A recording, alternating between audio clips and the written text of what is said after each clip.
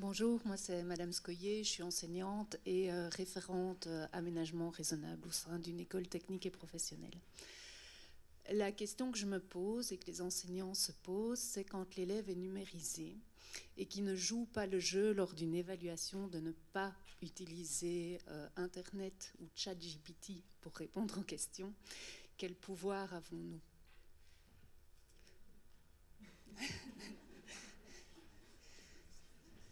Donc on a signé une charte, on essaye de les rendre quand même responsables de l'utilisation de leur outil.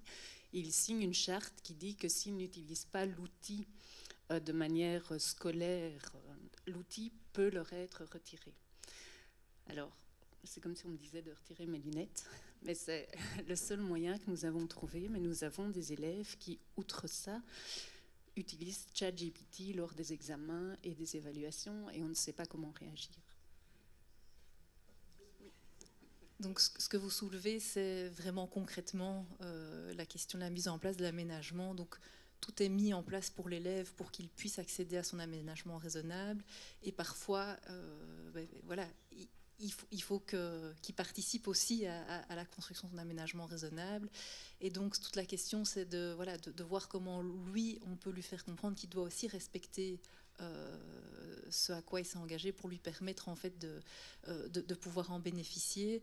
Et donc ce que je dirais, c'est qu'au niveau technique, malheureusement, je ne saurais pas vous aider, mais je dirais peut-être deux choses. La première, c'est que je suis certaine que dans la salle, il doit y avoir peut-être des pères qui ont eu les mêmes, qui ont eu les mêmes questions, et que donc peut-être qu'il y a déjà des personnes ici qui ont déjà réfléchi, ont trouvé une solution. Voilà. Et donc je suis certaine qu'il y en a, je ne sais pas lesquelles. Et l'autre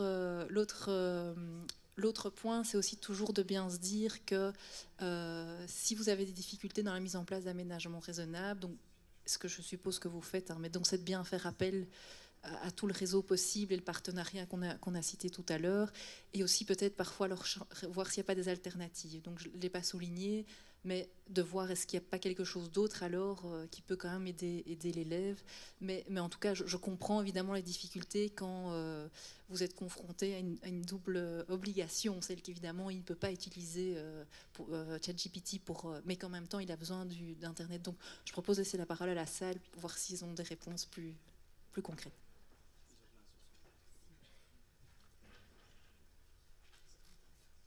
Oui, nous avons effectivement dans la salle des personnes aussi qui travaillent dans les écoles et qui pourront vous donner des réponses concrètes par rapport à ces questions. Bonjour, je m'appelle Sabine, je fais partie de la PEDA également, mais je suis aussi référente numérique dans une école, dans le secondaire. Et donc nous avons le même problème par rapport au PC et à l'accès Internet. Ce que nous, on a décidé de fonctionner, c'est d'abord, lors des évaluations, on a mis une application qui filme l'écran de l'élève, ce qui permet aussi, quand le professeur reçoit la copie, il doit avoir ce montage de film comme ça, voir s'il y a eu tricherie ou pas tricherie pendant l'évaluation. C'est quand même un soutien dans le cas des tricheries, et je peux vous assurer que ça a aidé dans une autre circonstance auquel on ne s'attendait pas, c'est que l'élève avait mal enregistré son PDF, et le professeur a regardé les 2 heures de l'examen pour voir toutes ses réponses, et du coup il a eu ses points.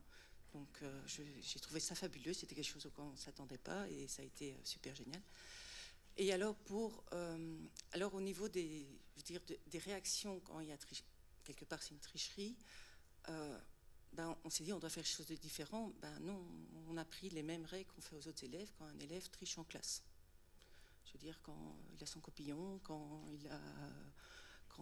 il fait autre chose, on prend les mêmes mesures et les mêmes sanctions qu'un autre élève qui a triché en classe. Donc, je prends bêtement, voilà, il a 0 à cette question-là, ou ça dépend chaque école, comment fonctionne l'école au niveau des tricheries, et son règlement au niveau des tricheries, on applique exactement les mêmes règles que quand ils trichent avec leur PC. Évidemment, il est vu par le référent numérique du collège, et on essaye de les responsabiliser par rapport à ça, et des points positifs que c'est, et de leur responsabilité envers les autres enfants qui ont aussi des difficultés et qui ont besoin de cet outil-là, et qu'en faisant ce genre de de situation, eh ben, il met à mal l'avancement. Mais on réagit vraiment comme un autre élève qui triche. Voilà.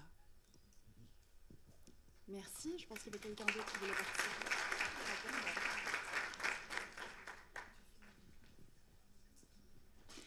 Bonjour, je m'appelle Anne, je suis prof de maths. Je comprends très bien votre question parce que je me suis retrouvée, donc j'ai la chance, déjà je donne cours en 4e, 5e réto, j'ai la chance d'avoir des élèves qui ont tous un Chromebook et je me suis retrouvée dans la situation absurde de donner cours de stats sur un tableur depuis 2 ans et d'interroger sur papier parce que j'ai des élèves qui trichent et je ne savais pas comment les interroger sur Internet.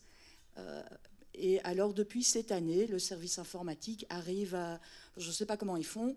Je dois signaler la date de mon interro, le logiciel dont j'ai besoin. Donc, c'est un tableur en ligne. Et alors, ils libèrent une fenêtre où les élèves doivent se connecter avec un identifiant qui ne leur donne accès qu'au tableur en ligne pendant 1 heure, ou bien, enfin, je dis tableur parce que moi, c'est des stats, mais ça pourrait être un autre système. Si je dis il me faut le tableur et un autre logiciel, ça fonctionne aussi. Et c'est pour une fenêtre, enfin, pour un temps très, très, très, très bref. Et ils ne peuvent pas faire un contrôle alt et revenir et passer du tableur à quelque chose de recherche. Mais je vous avoue que je n'ai pas très bien compris comment ça marchait, mais ça marche. Et c'est voilà, donc c'est le service informatique, enfin le responsable informatique de l'école, quoi. Merci beaucoup pour ces réponses concrètes. J'espère que ça répond à votre question.